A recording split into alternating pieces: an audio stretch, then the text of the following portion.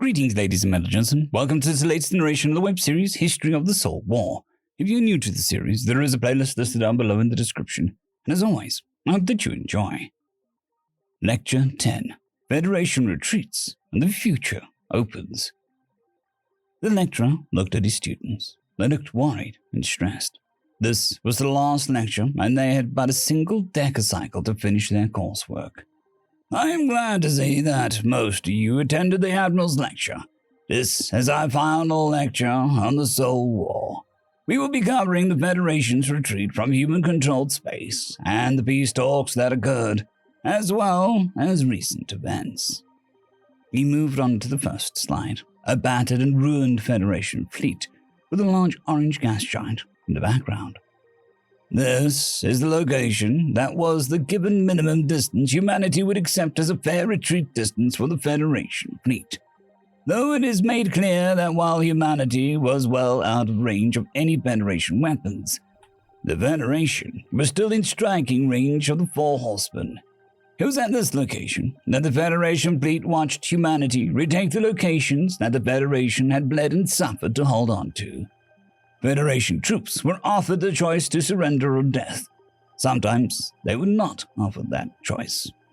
Those that held Mars were not given the option, for as guerrilla fighters were still causing issues and holding out.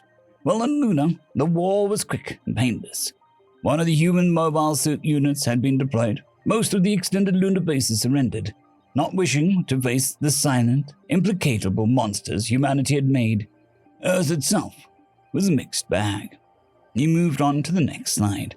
The Four Horsemen held in silent position, facing the Federation fleet. Silent, ominous, and an ever-present threat. Between them was a collection of human ships, repainted and clearly stolen Federation shuttles, and a single human dreadnought. This is the meeting between the Federation and humanity and the retreat of the Federation. There are no recordings of this meeting.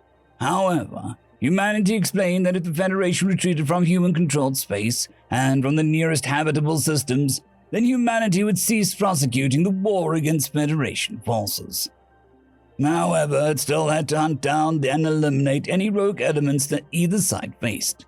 It also informed the Federation that several human naval elements had gone rogue and that any actions taken by said elements were not indicative of human intentions. This is believed to be the forces that burned the Tolsec homeworld. He looked at the class. They seemed to not react. At this point, well aware of what rogue elements meant and what had happened. The Federation agreed to these terms on the condition that humanity did not deploy any military forces towards Federation space. Humanity insisted on a band of space that neither side could place the military forces in. The Federation was forced to agree. He moved on to the next slide. This was an image of a fleet of ships, clearly human-made over the Trical homeworld, right above their heads. Normally, I would spend the rest of the lecture going over the 2 centuries of non-conflict, the minor issues that happened, the armed trader agreement and counter-piracy declarations. But a lot of that is no longer relevant due to the events that took place over the last 5 cycles. This is Strike Fleet Acer. This is not an image, but rather a live feed from the observation satellite. As you all know, the Federation invited Strike Fleet Acer and its admiral to speak as a gesture of goodwill and a reopening of diplomatic communications. 200 solar cycles after the war has ended, humanity seemed more than willing to agree to this, and as you can see, Strike Fleet Acer is currently in a defensive orbit of Federation homeworld. This renders a lot of the minor issues stretching back over the previous solar cycles not worth studying for anything other than a historical record keeping. He shifted one of his antennae in an indication of thoughtfulness. Humanity has been trading with the Federation for almost a century and a half now. The position of the Federation was that so long as trade benefited the Federation, it was approved. Now, however, it is clear that it is being called into question. There is little that can be added from a historical perspective, so there is little to study here. I can only encourage you to document all that goes on here from historical records and ensure that you have your coursework in on time. He moved on to the next slide, an image of several Federation trade vessels.